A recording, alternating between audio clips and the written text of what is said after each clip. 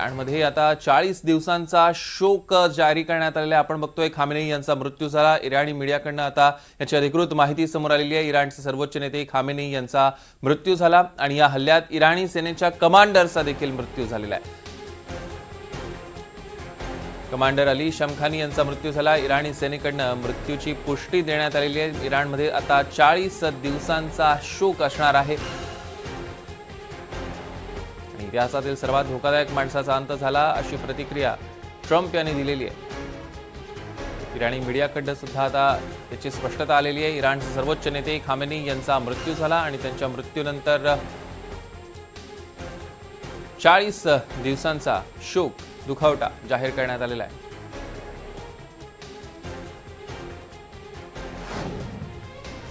तर याच हल्ल्यात इराणी सेनेच्या कमांडरचा देखील मृत्यू झालेला आहे। कमांडर अली शमखानी यांचा मृत्यू झाला। इराणी सेनेकडून यांची सुद्धा मृत्यूची पुष्टी करण्यात आलेली आहे। त्यामुळे इराणचे सर्वोच्च नेते खामेनेई यांचा मृत्यू तर झालेलाच आहे, पण सोबतच कमांडर अली शमखानी यांचा देखील मृत्यू झाला। इराणी सेनेकडून या मृत्यूची पुष्टी करण्यात आलेली आहे। तर इस्रायल आणि या यूएसच्या हल्ल्यात इराणी कमांडर्स ठार झालेले आहेत। इस्रायली हल्ल्यात 7 इराणी कमांडर्सचा मृत्यू झालेला आहे। इराणचे संरक्षण मंत्री आणि कमांडर इन चीफ दगावलेले आहे। आपण बघतोय की मोठं नुकसान इराणला भोगावं लागतं। इराणी कमांडर्स 7 ठार झालेले आहेत। हे दृश्यांमध्ये आपण बघू शकतोय, हे 7 कमांडर्स इस्रायल आणि यूएसच्या हल्ल्यात ठार झालेले आहेत।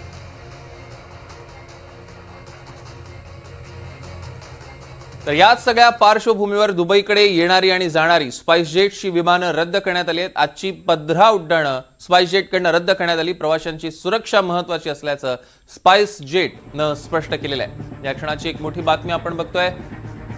आता दुबईकडे येणारी आणि जाणारी स्पाइसजेटची विमानं रद्द करण्यात आलेली आहे। आज जी 15 उड्डाणं होती ती 15 उड्डाणं स्पाइसजेटकडून रद्द करण्यात आली आणि आपल्याला प्रवाशांची सुरक्षा महत्त्वाची असल्याचं स्पाइसजेटनं म्हटलेलं आहे।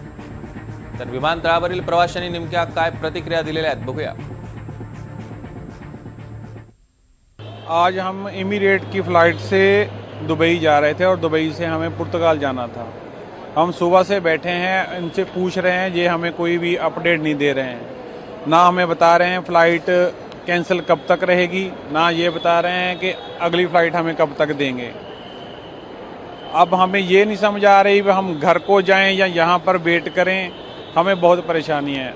अभी यहाँ से दिल्ली से दुबई की जो फ्लाइट थी वो कैंसिल हो चुकी है।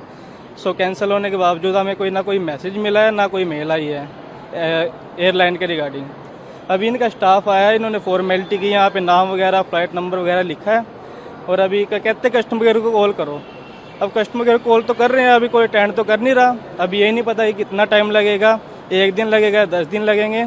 हमको यहाँ पे 4 घंटे हो गए अभी वेटिंग भी कर रहे हैं और अभी कोई रिस्पॉन्स आया नहीं है।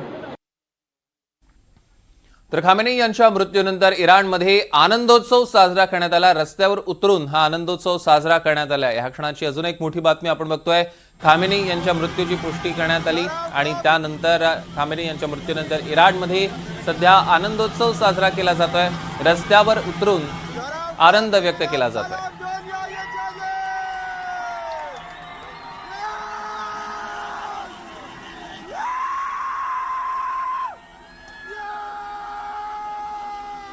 तर ही दृश्य आपण बघतोय इराणमधलीच दृश्य आहेत। इराणचे सर्वोच्च नेते खामेनेई यांचा मृत्यू झाला, त्याबद्दल इराणी मीडियाकडून सुद्धा स्पष्ट करण्यात आलं आणि त्यानंतर रस्त्यावर उतरून इराणमध्ये आनंदोत्सव साजरा करण्यात येतोय।